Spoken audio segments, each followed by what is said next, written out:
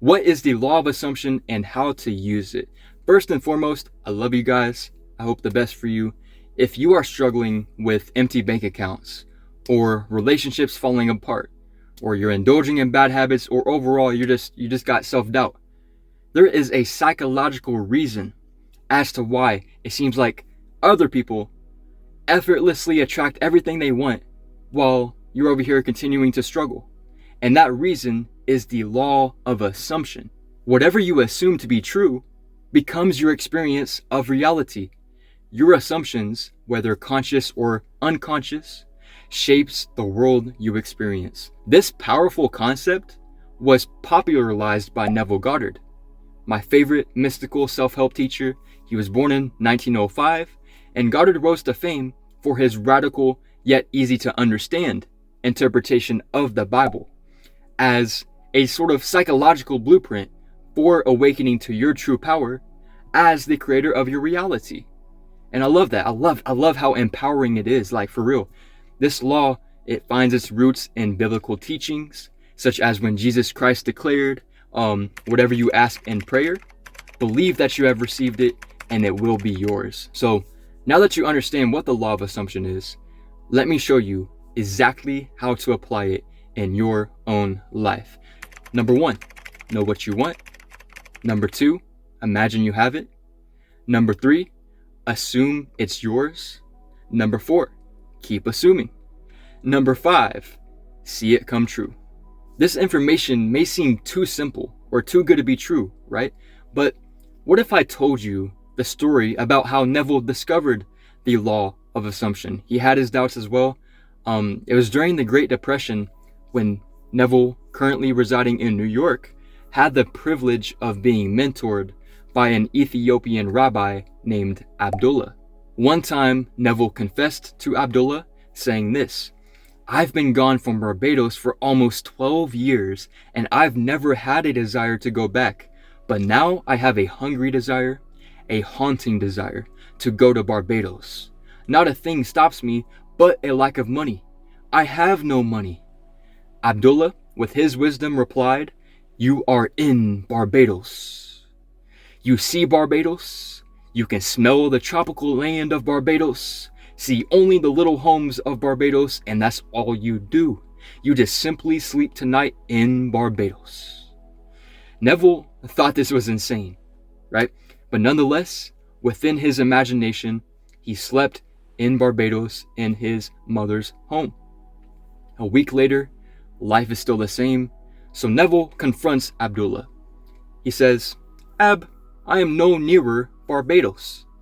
That's when Abdullah declared, "You are in Barbados," and slammed the door in Neville's face, refusing to discuss the subject further until Neville truly believed Ab was teaching a lesson of faith. You know, and guess what? Despite having no money, Neville, 1 month later, flew first class to Barbados. First class, up in the sky. This profound experience completely transformed Neville's understanding of reality.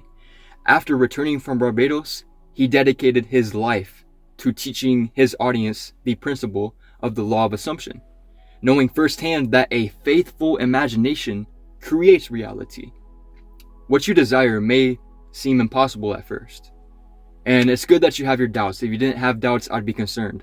You know, you question everything, and that's like a sign of high intelligence, right? But what if you were to just test one of these manifestation techniques starting tonight? Would you be willing to fall asleep with the feeling that your wish is already fulfilled? After all, everyone already is using the law of assumption in every moment. And I mean every single person in every single moment. Whether consciously or unconsciously, with intention or without intention. When you are worried about a test and you imagine yourself failing it, that's the law in action. Or when you are confident about your friends, you assume that they're happy to see you, that's the law working too. You are always assuming something, and those assumptions are quietly but surely shaping your world. Like, for real, And the world that I speak of is just a mirror reflecting your self-concept back to you. That goes deep. Like, self-concept. Your self-concept is the sum total of all your assumptions that you hold about yourself. It's the story that you constantly tell yourself about who you are, what you deserve, what you're capable of, and what's possible for you. Tonight, as you drift towards sleep, me and Neville invite you to try this simple experiment. Choose one desire close to your heart.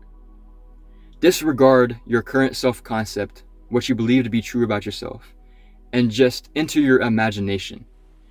Feel the natural satisfaction of you having already received it. Fall asleep in this feeling, and be sure to do this faithfully, with faith, right? And just patiently wait as the outer world rearranges itself to match your inner assumption. It works wonders, man. And once it happens for the first time, your mind just blows wide open, right? It's wonderful. I love it. I love it so much. And so just remember this. Neville always taught this. It's my favorite quote from him. Assume the feeling of your wish fulfilled. This assumption, though false, if persisted in, will harden into fact. And that's that. That is the law of assumption. Once again, it's non-judgmental Jacob in the building, spiritual Jacob in the building, man. Simple. As always, this video is ending for a reason. It's to make true a vision we believe in.